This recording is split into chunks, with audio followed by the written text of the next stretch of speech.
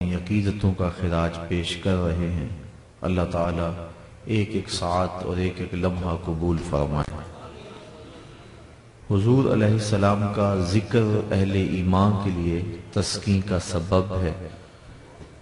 حضرت شیخ مہدی الفاسی مطالع المسرات شرح دلائل الخیرات میں لکھتے ہیں کہ آقا کریم کا ذکر سن کر جس شخص کے کلیجے میں ٹھنڈ نہیں پڑتی، اس کے سینے میں دھڑکنے والا دل کسی مومن کا دل ہی نہیں ہے۔ یہ ہو ہی نہیں سکتا کہ حضور کا ذکر ہو اور تسکین نہ پہنچے۔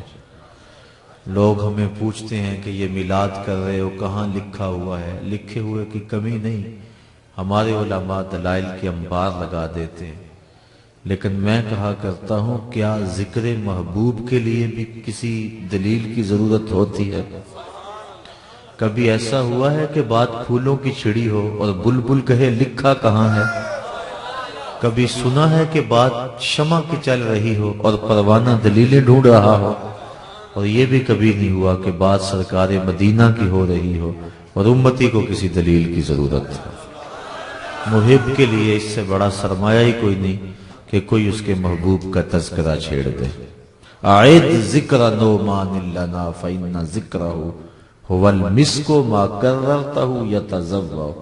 امام شافعی کہتے ہیں میرے محبوب کی باتیں چھیڑو، میرے ممدوح کا تذکرہ کرو، میرے محبوب کی باتیں ایسی کستوری ہے تم جوں جوں اسے چھیڑتے جاؤ گے خوشبو پھیلتی چلی جائے۔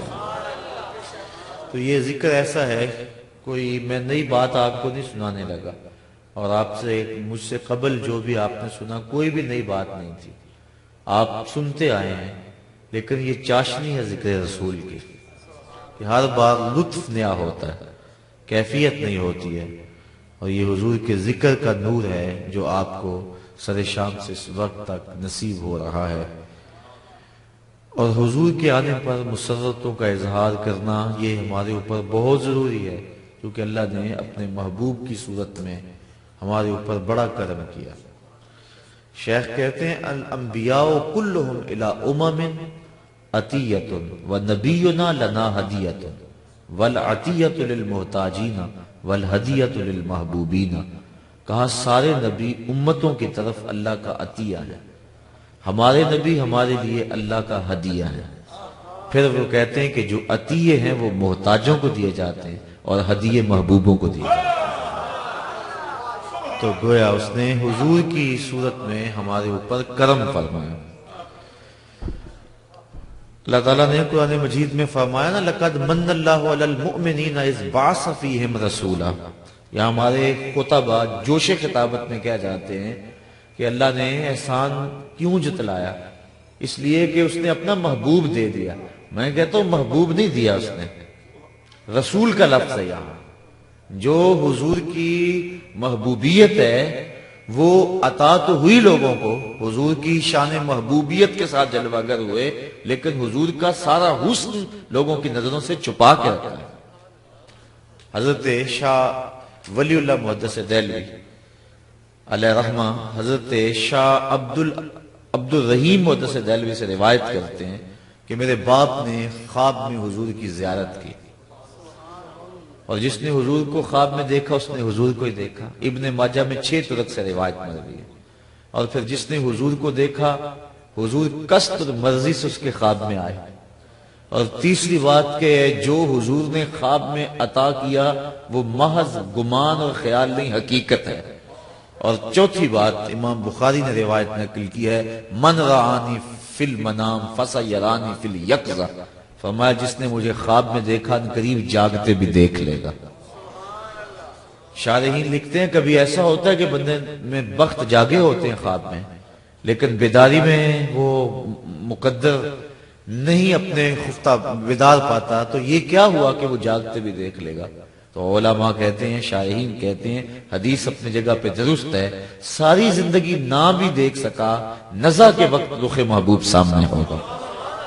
اور ظہوری صاحب لکھتے ہیں کہ سوکھا نکلے سا ظہوری جے ویخ لواں مکھ تیرا۔ اگر اس وقت حضور نظر آ گئے، حضور کا دیدار ہو گیا تو چاہیے بھی کیا؟ تو یہ 4 چیزیں ذہن میں رکھے، جس نے حضور کو دیکھا اس نے حضور کو ہی دیکھا۔ فَإِنَّ الشَّيْطَانَ لَا يَتَمَثَّلُ بِهِ، اور دوسرا قصد سے آئے، تیسرا جو عطا کیا وہ حقیقت میں، اور چوتھی بات کہ جس کو خواب میں زیارت کا شرف بخشا اس کو عالم بیداری میں بھی بخشے گے۔ اور شیخ عبدالعزیز دباغ مصری الابریز میں لکھتے ہیں کہ جس کو حضور نے بیداری میں دیدار دے دیا 2999 درجے ولایت کے فوراً طے ہو جاتے ہیں۔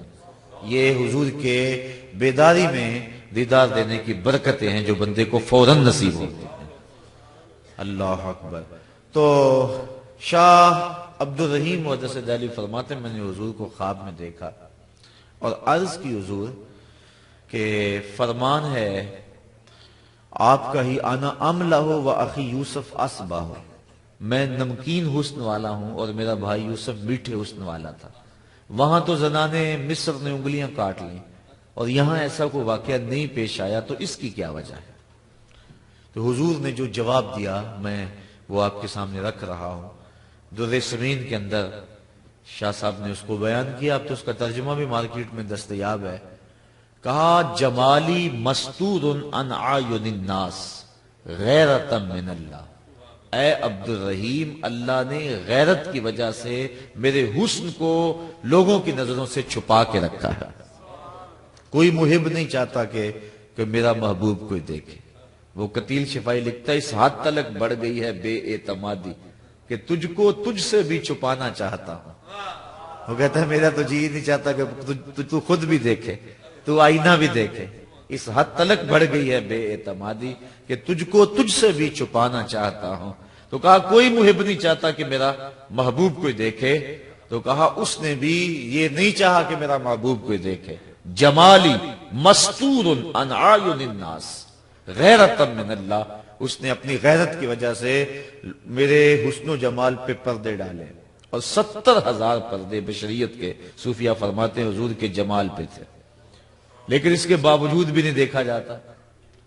صرف آپ دیکھیں کہ 25 کے قریب سے ابھی ہیں جو حضور کا حلیہ بیان کرتے ہیں، 25-30 لگا لیں، اس سے زیادہ ان کی تعداد نہیں ہے، جبکہ صحابی ہوتا ہی وہ ہے جس نے حضور کے رخ نور کو دیکھا۔ لیکن وہ ایک دوسرے سے پوچھتے تھے بتاؤ حضور کیسے تھے؟ تم نے نہیں دیکھا؟ کہا کب دیکھا ہے؟ دیکھ کر بھی نہیں دیکھا۔ اور جو حلیہ بیان کر سکتے تھے انہیں ناز ہوا کرتا تھا۔ حضرت ابو طفیل یہ صحابہ میں سب سے آخر میں فوت ہوئے 110 ہجری میں۔ ایک دن اونچے ٹیلے پہ کھڑے ہو گئے، حج کا موسم تھا، کہا لوگوں میرے قریب آؤ نا، اس وقت دنیا پہ کوئی نہیں ہے جس نے حضور کو دیکھا، یہ صرف میری آنکھیں ہیں جنہوں نے جمال والضحیٰ کو دیکھا۔ فخر ہے اس بات پہ۔ وہ ذوق نے کہا تھا نا ایک دن اپنے شاگردوں کو کہ آنے والی صدیاں تم پہ ناز کریں گی اے لوگو، تم نے ذوق کو دیکھا، ذوق سے باتیں کی ہیں۔ تو حضرت ابو طفیل کہتے ہیں کہ ان آنکھوں نے جمال جہاں آرا دیکھا ہے، آؤ مجھ سے پوچھو۔ لوگ قریب آئے، کہا صف لنا، بتائیں نا پھر حضور کیسے تھے؟ تو انہوں نے 3 لفظوں میں کہانی سنائی۔ کان رسول اللہ صلی اللہ علیہ وسلم ابیضا مقصدا ملیحا، کہا ایک تو گوری رنگت کے تھے، دوسرا درمیانی قد و قامت تھی، اور تیسرا نمکین حسن تھا۔ یہ 3 چیزیں حضرت ابو طفیل نے بیان فرمائی۔ کان رسول اللہ ابیضا مقصدا ملیحا، اور مجھے ابیض سے بات یاد آئی، یہ دادا پوتے کا بڑا پیار ہوتا ہے، اور دادا اپنے پوتے کا کوئی عرفی نام رکھ لیتا ہے۔ حضرت عبد المطلب نے حضور کا ایک عرفی نام رکھا ہوا تھا، اور وہ یہی تھا ابیض۔ وہ جب حضور کو پکارتے تھے ابیض کہہ کے پکارتے تھے، او گوری رنگت والے، اللہ، یہ لفظ کہہ کے وہ حضور کو پکارتے تھے۔ اور حضور کے چچا ابو طالب کے قصیدے کے اندر یہی لفظ ہے، وَأَبْيَضُ يُسْتَسْقَى الْغَمَامُ بِوَجْهِهِ، بارش نہیں ہو رہی تھی، لوگ ان کے پاس آئے کہ بارش نہیں ہو رہی، آپ نے حضور کو پکڑا، 9 سال کی عمر ہے، اور حضور کی پشت کعبہ کی دیوار سے لگائی، اور رب سے کہا مالک اس کے صدقے بارشیں نازل کر دے۔ لوگ کہتے ہیں نبی کی بات کرنی ہے تو 40 سال کے بعد کی کہانی چھیڑو۔ یہ ابھی جو ہے وہ 2 جمعے ہوئے آپ کے شہر میں بڑی زوردار گفتگو ہوئی، لوگوں نے کہا کہ جو کچھ ہے 40 سال کے بعد ہے، تو میں نے اسی دن عصر کے بعد جا کر کے وہاں کہا، میں نے کہا تم کہتے ہو 40 سال کے بعد نبی کی سیرت شروع ہوتی ہے؟ میاں سیرت کی بات بعد میں کرنا، پہلے پیدا ہوتے صورت تو دیکھ لو، پہلے صورت تو دیکھو۔ رخ تو دیکھو، رخ کے آئینے میں مصور آہا سجا ہوا، اور ماتھے کی ہر لکیر پہ قرآن لکھا ہوا۔ اور میں نے کہا تم باقی رہی بات سیرت کی، تو سیرت بھی 40 سال کے بعد شروع نہیں ہوتی۔ جب حضرت حلیمہ سعدیہ دودھ پیش کرتی ہیں، حضور ایک پستان سے لیتے ہیں، پھر وہ دوسرا پستان پیش کرتی ہیں، حضور رخ پھیر دیتے ہیں۔ یہ بتلانا تھا کہ میرا اور بھائی ہے، اور میں عدل و انصاف کا سبق پڑھانے آیا ہوں، میں کسی کا حق قسم کرنے نہیں آیا۔ تم کہتے ہو 40 سال بعد سیرت شروع ہوتی ہے، یہاں تو حجرہ حلیمہ بھی شروع ہو رہی ہے۔ اگر غور کرو اس کا تو ایک ایک لمحہ پیغمبر ہے، ایک ایک ساعت پیغمبر ہے۔ تو حضور علیہ السلام کو کھڑا کر کے کہا کہ اے اللہ اس کے صدقے بارش نازل کر دے، تو فوراً چھم چھم بارش اتری۔ تو انہوں نے اس وقت ایک طویل قصیدہ لکھا جس کا یہ شعر ہے، وَأَبْيَضُ يُسْتَسْقَى الْغَمَامُ بِوَجْهِهِ، یہ میرا گوری رنگت والا بھتیجا جس کے چہرے کی برکت سے بارش اترتی ہے۔ سمال الیتامہ عصمت للارامل، بیواؤں کا آسرا اور یتیموں کا سہارا۔ جب 9 سال کی عمر ہے اس وقت کہہ رہے ہیں، اور وہ روایت آپ نے علماء سے بے شمار مرتبہ سنی ہوگی۔ حضرت انس بن مالک رضی اللہ تعالیٰ عنہ فرماتے ہیں حضور منبر فراز تھے کہ ایک شخص کھڑا ہو گیا، کہنے لگا کہ حضور ہم ہلاک ہو گئے، قحط سالی ہے، بارش نہیں ہو رہی۔ تو آقا کریم نے اللہ کی بارگاہ میں بارش کی دعا کے لیے ہاتھ اٹھائے۔ حضرت انس کہتے ہیں رضی اللہ تعالیٰ عنہ، میں صحن میں بیٹھا ہوا تھا اور میں نے دیکھا آسمان پہ بادل کا کوئی ٹکڑا نہیں تھا، لیکن ایک چھوٹا سا ٹکڑا آیا اور پھیل گیا پورے مدینے پہ، اور اتنی بارش ہوئی کہ مسجد نبوی کی چھت ٹپکنے لگی، اور آقا کریم کی داڑھی پہ تازہ جو ہے وہ اوپر سے قطرے بارش کے گر رہے تھے، اور میں نے حضور کے دانتوں کو مسکراتے ہوئے دیکھا۔ اور پھر حضور نیچے بیٹھ گئے اور فرمایا کوئی ہے جس کو میرے چچا کے شعر یاد ہوں؟ تو حضرت علی المرتضیٰ نے عرض کی حضور شاید آپ کی مراد ان شعروں سے ہے، اور پھر اس وقت یہ شعر دوبارہ پڑھے، وَأَبْيَضُ يُسْتَسْقَى الْغَمَامُ بِوَجْهِهِ، کہا آج میرے چچا ہوتے تو ان کے دل کو ٹھنڈ پڑ جاتی۔ وَأَبْيَضُ يُسْتَسْقَى الْغَمَامُ بِوَجْهِهِ سَمَالُ الْيَتَامَى عِصْمَةٌ لِلْأَرَامِلِ، تو اس دور میں بھی غریبوں، بیواؤں اور دکھیوں کی مدد کر رہے ہیں۔ تو یہ بات کر رہا تھا کہ ابیض کا لفظ جو ہے یہ حضور کے لیے بولا۔ اور دوسرا مقصد کی تشریح بھی بڑی طویل ہے، صرف قد کی میانہ روی نہیں، ہر عضو کا اعتدال علماء نے لکھا ہے۔ اور تیسرا ملیحن، نمکین حسن، تو کہا حضور آپ نے کہا ہوا ہے کہ انا املہ، میں نمکین حسن کا مالک ہوں، میرا بھائی یوسف میٹھے حسن کا مالک ہے، لیکن یہاں تو وہاں انگلیاں کٹ گئی، یہاں یہ معاملہ نہیں ہوا۔ تو کہا میرے حسن کو لوگوں کی نظروں سے اللہ نے چھپا کے رکھا ہے، اور چھپے ہوئے حسن کا عالم تھا کہ صحابہ دیکھ نہیں پاتے تھے۔ صرف 25 کے قریب صحابہ حضور کا حلیہ بیان کرتے ہیں۔ حضرت حسان بن ثابت رضی اللہ تعالیٰ عنہ فرماتے ہیں کہ میں جو حضور کا حلیہ بیان کر لیتا ہوں، میں اس لیے کر لیتا ہوں کہ میرے پاس دیکھنے کا ایک طریقہ تھا۔ غور کیجئے وہ کیا طریقہ تھا، کہتے ہیں فَلَمَّا نَظَرْتُ إِلَىٰ أَنْوَارِهِ فَوَدَاتُ كَفِّي عَلَىٰ عَيْنِي خَوْفًا مِّن ذِهَابِ بَصْرِي، میں اپنی آنکھوں پہ انگلیاں رکھ کے انگلیوں کی اوٹ سے دیکھتا تھا کہ حضور کے جلووں کی چمک سے میری آنکھوں کی بینائی نہ جاتی رہے۔ یہ چھپے ہوئے حسن کا عالم ہے، اور دیکھنے والا کون ہے؟ شاعر۔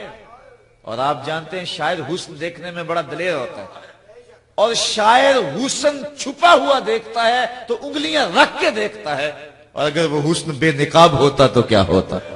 یہی بہتر ہے کہ وہ پردے میں روح پوش رہے، وہ اگر پردہ اٹھا دے تو کسے ہوش ہے۔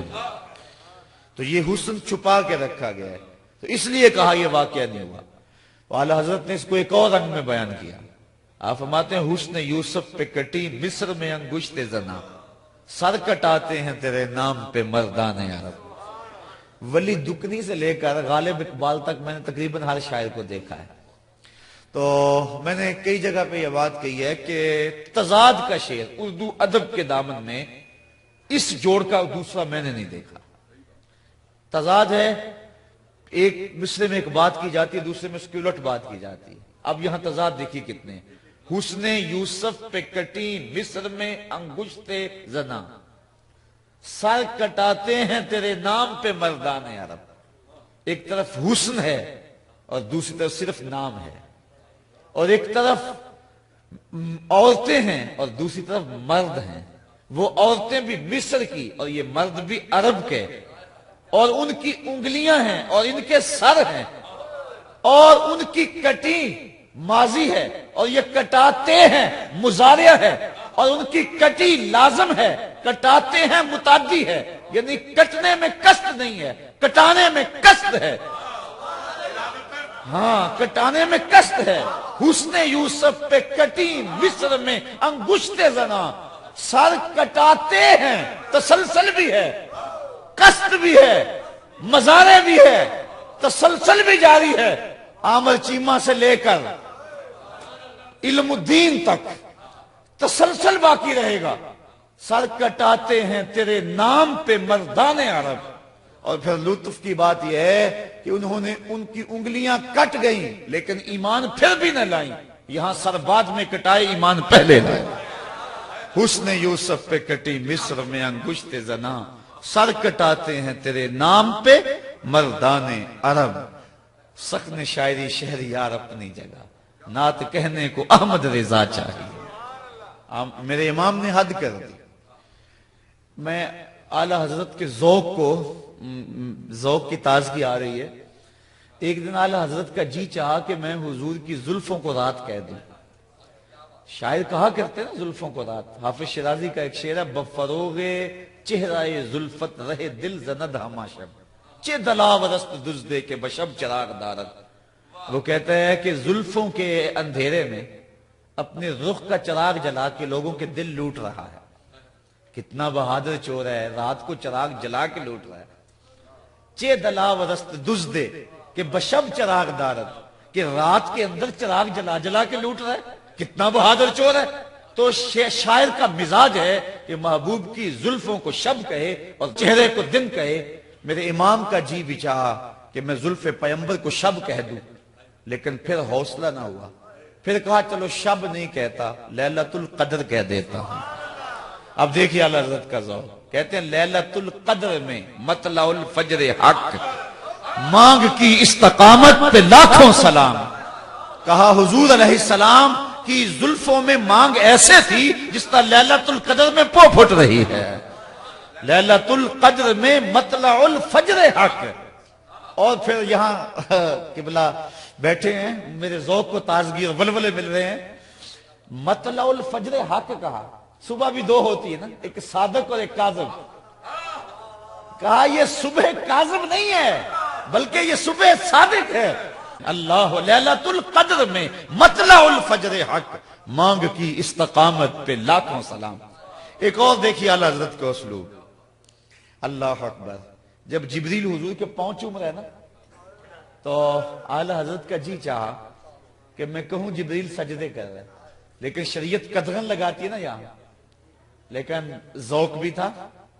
صحابہ کا بھی ایک مرتبہ ذوق آیا نا, کہا نحن احق ان نسجد للنبی. حضور جی چاہتا ہے سجدہ کرے لیکن عشق روکتا ہے. اور اعلیٰ حضرت فرماتے ہیں جب وہ گنبد خضرا سامنے ہوتا ہے تو دل سجدے کو بے قرار ہو جاتا ہے. پھر کہتے ہیں روکیے سر کو روکیے, ہاں یہی امتحان ہے. تو یہ ایک تقاضا ہوتا ہے, بے تابی اور ٹپکتے ہیں سجدے پیشانیوں سے. اور اقبال بھی کہتا ہے کہ رشتہ آئین حق زنجیر پاس, پاس فرمانے جناب مصطفیٰ ورنہ گردے تربتش گردید میں سجدہ برخاک او پاشید میں. اے فاطمہ جو کام تو نے کر کے دکھایا, میرا جی چاہتا تیری قبر کا طواف کرو. نبی کے گھر کی ہے عظمت, نبی سے سنتے ہیں. علی کے گھر کی ہے عزت, علی سے سنتے ہیں. وہ جس نے معزز کیا گھرانے کو, حسین پال کے جس نے دیا زمانے کو. کہ سجدہ برخاک او پاشید میں, اس ذوق اس وجدان کی کیفیت میں جب آپ آئے. لیکن شریعت کے احکام بھی تو ملحوظ تھے, تو اعلیٰ حضرت کے ذوق نے پھر یاوری کی. یہ تو نہیں کہا کہ جبریل نے سجدہ کیا. اعلیٰ حضرت فرماتے ہیں تاج روح القدس کے موتی جسے سجدہ کریں, تاج روح القدس کے موتی جسے سجدہ کریں. یعنی جبریل نے سجدہ نہیں کیا بلکہ جبریل نے جو تاج پہنا ہوا تھا اس پہ جو موتیوں کی لڑیاں تھیں وہ سجدہ کر رہی ہیں. تو جب موتی سجدہ کر رہے ہیں تو تاج بھی تو کر ہی رہا ہے, جب تاج کر رہا ہے تو سر بھی تو کر ہی رہا ہے. لیکن یہاں سر کے سجدے کو نہیں کہا, ذوق بھی پورا کر لیا اور شریعت کی تلوار سے بھی بچ گئے. یہ ہے نعت خوانی. نعت کہنے کو احمد رضا چاہیے، تاج روح القدس کے موتی جسے سجدہ کریں، رکھتی ہیں کتنا وقار اللہ اکبر ایڑیاں. یہ محبوب علیہ السلام کی عظمتیں ہیں، یہ حضور کی رفعتیں ہیں. بات بہرحال بڑھتی چلی جائے گی. میں نے جو آیت آپ کے سامنے پڑھی، نعت کے دو اسلوب ہیں. یہ ہمارے دور کی ایک سہولت، یہ جو نعت خوانی کی طرف ہم لوگ آئے ہیں اور محافل نعت کا ایک مروجہ انداز پیدا ہوا ہے، تو اس کی ایک خاص وجہ ہے. چونکہ منبر و محراب پر جب علماء نے اپنے مسلک پہ گفتگو کی تو کچھ لوگوں کو یہ بات کڑوی لگی. انہوں نے کہا کہ ہم اس انداز کے ساتھ مدح کا پہلو ہی سنیں اور رسول کے جو شاتمان ہیں ان کی جو مذمت ہے وہ نہیں ہم سن سکتے. اور یہ اس انداز کے ساتھ جو ہے وہ ایک ترتیب جو ہے وہ بنی اور کہا کہ نہیں، اس میں اختلاف نہیں ہوتا ہے. جبکہ حضرت حسان بن ثابت رضی اللہ تعالی عنہ کی جتنی بھی شاعری ہے آپ پڑھیں، اس میں جو حضور کی مدح و ستائش ہے ڈائریکٹ وہ کم ہے اور دشمنان رسول کی مذمت زیادہ ہے. میں ایک مثال دینا چاہ رہا ہوں. نماز کے اندر 2 سجدے ہیں اور رکوع 1 ہے. صاحب نور الانوار ملا جیون علیہ الرحمہ فرماتے ہیں کہ الامر لا تقتضی تکرار ولا یحتمل، جو امر ہے وہ تکرار کا تقاضا نہیں کرتا اور نہ اس کے اندر اس کا احتمال موجود ہے. میں ایک بات آپ کو کہوں تو ایک مرتبہ آپ کر دیں بات پوری ہو جائے گی. لیکن ورکعوا واسجدوا، رکوع کرو اور سجدہ کرو. رکوع ہم 1 کرتے ہیں، سجدے ہم 2 کرتے ہیں، امر ایک جیسا ہے. امر تو تکرار نہیں چاہتا تو سجدے 2 کیوں کرتے ہیں؟ یا تو پھر رکوع بھی 2 کریں یا سجدہ بھی 1 کریں. امر ایک جیسا ہے لیکن سجدے ہم 2 کرتے ہیں، رکوع ہم 1 کرتے ہیں. تو اس کی کیا وجہ ہے؟ تو اس کی وجہ انہوں نے بیان فرمائی. فرماتے ہیں وجہ یہ ہے کہ جب فرشتوں کو امر سجدہ ہوا تو 1 سجدے کا حکم تھا، کیونکہ امر سے تکرار لازم نہیں آتا، 1 تکرار کا تقاضا نہیں امر کا. لیکن فرشتوں نے جب گردن جھکائی سجدہ کیا اور اس کے بعد جب سر اٹھایا تو دیکھا 1 اکڑا ہوا ہے. تو پہلا سجدہ انہوں نے امتثال امر کے لیے کیا، پہلا سجدہ رب کو منانے کے لیے کیا اور دوسرا سجدہ نبی کے دشمن کو جلانے کے لیے کر دیا. تو پہلا سجدہ بھی عبادت قرار پایا، دوسرا سجدہ بھی عبادت قرار پایا. اللہ اکبر.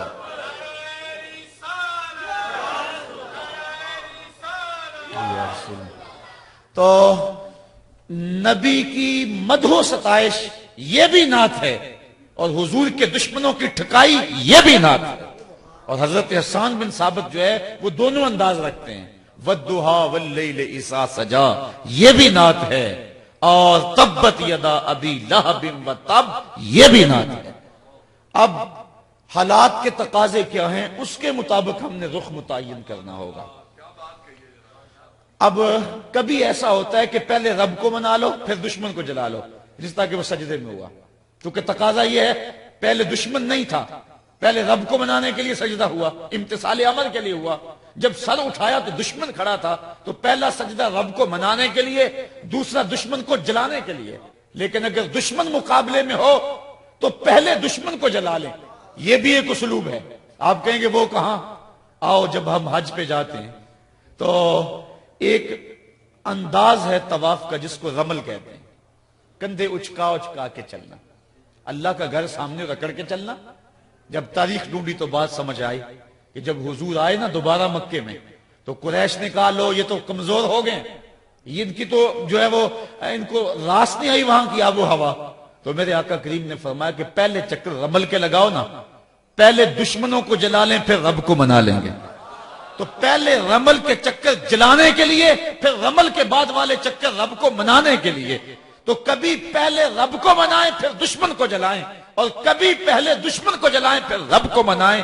اگر یہ ترتیب ہو پھر بھی عبادت، اگر یہ ترتیب ہو پھر بھی عبادت. اس وقت جو حالات ہیں دنیا کے معروضی حالات بنے ہوئے ہیں، اس وقت ہمیں کس چیز کی ضرورت ہے یہ مجھے اور آپ کو دیکھنا ہوگا. ہمارے اندر بھی شاتمان رسول موجود ہیں اور دنیا کے اوپر حضور کی توہین اور حضور کی گستاخی کرنے والے بڑی تیزی کے ساتھ پنپ رہے ہیں، اور 6 صدیوں سے یہ جو تحریک جاری ہے اب پورے عروج پہ ہے، اور یہ کوشش کی جا رہی ہے کہ کسی طرح جو ہے وہ مسلمانوں کے دل سے عظمت رسول کے چراغ کو بجھایا جائے۔ لیکن یہ بات ذہن میں رکھیں، پہلی بات یہ ہے کہ حضور کے سر پہ وارفانہ لکا ذکرک کا جو تاج خدا نے رکھا ہے کوئی اسے چھین نہیں سکتا۔ چاند کی طرف منہ کر کے تھوکنے سے اس کی نوری کرنوں کو میلا نہیں کیا جا سکتا، یہ تھوکنے والے کا اپنا منہ گندا ہوگا۔ اور دوسری بات، اگر یہ مغرب کے لوگ اپنے مذہب کی کتابیں ہی پڑھ لیتے تو کبھی یہ جسارت نہ کرتے۔ انجیل برنباس کے اندر آج بھی لفظ موجود ہیں۔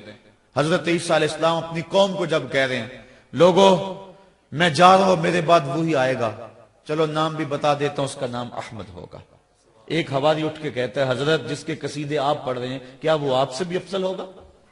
ہر امتی کا مزاج ہوتا ہے کہ میرے نبی سے افضل کون ہے، یہ ہر مرید نہیں سوچتا کہ میرے پیر سے افضل کون ہو سکتا ہے، حقیقت ہو یا نہ ہو انداز نظر یہی ہے۔ تو ہر امتی سوچتا ہے میرے نبی سے افضل کون، تو جب اپنے نبی کی زبان سے کسی کے قصیدے سنے تو کہا حضرت وہ آپ سے بھی افضل ہوگا؟ تو حضرت عیسیٰ علیہ السلام کا جواب سنیے، ٹھنڈ پڑ جائے گی۔ حضرت عیسیٰ علیہ السلام نے کہا افضل ہونے کی بات پوچھتے ہو، وہ تو اتنی عظمتوں کا حامل ہے، اگر اس کے نالین کے تسمے کھولنے کی سعادت ابن مریم کو مل جائے تو یہ بھی مقدر کی بات ہے، وہ اتنا اونچا اور رفیع المرتبت ہوگا۔ اللہ اکبر۔ اور مولا جامی بولتے ہیں ادیم طائف نالین پاکن شراکز رشتہ جاں ہائے ماکن۔ حضور میرا جی چاہتا ہے آپ طائف کے چمڑے کے جو نالین ہیں وہ زیب پاؤں کریں، اور اس کے اندر جو تسمے ہیں وہ جامی کے چمڑے کے نہیں بلکہ جامی کی جان کے ڈالیں۔ شراکز رشتہ جاں ہائے ماکن، میرے چمڑے کے تسمے نہیں بلکہ میری جان کے تسمے ڈال لیں۔ تو کہا وہ تو اتنا رفیع المرتبت ہوگا اگر اس کے پاؤں کے پہنے ہوئے نالین کے تسمے کھولنے کی سعادت ابن مریم کو مل جائے تو یہ بھی مقدر کی بات ہے، وہ اتنا رفیع المرتبت۔ تو حضور کی عظمتوں کو کیسے گھٹایا جا سکتا ہے؟ اب حضور علیہ السلام کی ناموس ہمیں بلا رہی ہے، اور ہم نے اپنے انداز کے اندر اور اپنی زندگی کے جو ہے وہ چال چلن کے اندر حضور علیہ السلام کی آبرو کے ساتھ عہد و پیمان کرنا ہے، اور اپنی زندگی کے ایک ایک لمحے کو حضور کی ناموس پہ وارنے کا عزم کرنا ہے۔ تو ہم نے کس انداز کے ساتھ آگے بڑھنا ہے؟ یہ دشمنان رسول اور شاتمان رسول، ان کا علاج یہ ہے کہ غلبہ اسلام کا خواب زندہ تعبیر ہو، اور وہ ہم صبح سے لے کر شام تک اور شام سے لے کر صبح تک ہم دیکھیں کہ ہم دین کے لیے کتنا وقت دے رہے ہیں۔ اگر ہمارے شب و روز دین کے فروغ اور تگ و تاز کے لیے لگے ہوئے ہیں تو ہمیں مبارک ہو، لیکن اگر ہم اپنی زندگی کے ان حسین لمحات کو دنیا میں کھپا دیا ہے اور اس عظیم مقصد کے لیے ہم نے اپنی زندگی کے ان حسین لمحوں کو نہیں لگایا، تو پھر ہم سوچیں کیا ہم حضور علیہ السلام کے ساتھ جو وفا کا انداز ہے اس کو نبھا رہے ہیں یا کہ اس کو نہیں نبھا رہے۔ مغرب کے لوگ اس بات سے جو ہیں وہ آگاہ رہیں کہ یہ امت اس کا مزاج یہ ہے کہ یہ بھوکی رہ سکتی ہے، یہ پیاسی رہ سکتی ہے، لیکن حضور علیہ السلام کے ساتھ وفا کا جو رشتہ ہے وہ ہمیشہ مستحکم رہا ہے۔ اگر وقتی اور معروضی حالات نے ان کو پیس کے رکھ دیا ہے، لیکن یہ مت سمجھیں کہ ان کے سینوں سے وہ جذبے جو ہے وہ سرد پڑ گئے ہیں اور ان کو جو ہے وہ حضور کی ذات سے ہٹا دیا گیا ہے اور 2 سال میں ہم بہت آگے ان کو بے حس کر دیا ہے، ایسا قطعاً نہیں ہے۔ ہم جو عام آدمی ہے وہ آکسیجن سے سانس لیتا ہے، لیکن ایک مسلمان عشق رسول سے سانس لیتا ہے، یہی اس کی زندگی کا اوڑھنا بچھونا ہے، اور وہ مت سمجھیں بلکہ کسی ماں کی گود میں ضرور کوئی آمد چیمہ پرورش پا رہا ہے اور ان کے گریبان تک اس کا ہاتھ پہنچنے والا ہے۔ اس وقت ہماری ضرورت یہ ہے کہ ہم جو ہے وہ کم از کم اپنے ملک کے اندر ایک شعور کو بیدار کریں، اور اس حوالے سے اس وقت ہماری جو مسلکی اور ہماری جو اسلامی ضرورت ہے بالخصوص پاکستان کے اندر اس شعور کو پروان چڑھانا ہے۔ تو میں چاہوں گا کہ آج کی اس بابرکت محفل میں جہاں آپ نے اپنے آقا و مولا کے ساتھ محبتوں کا اظہار کیا، تو دشمنان رسول کی ٹھکائی یہ بھی نعت کا ایک انداز ہے، اور میں اس وقت جو آپ کا فرض ہے آپ کو سمت بلا رہا ہے. وآخر دعوانا ان الحمدللہ.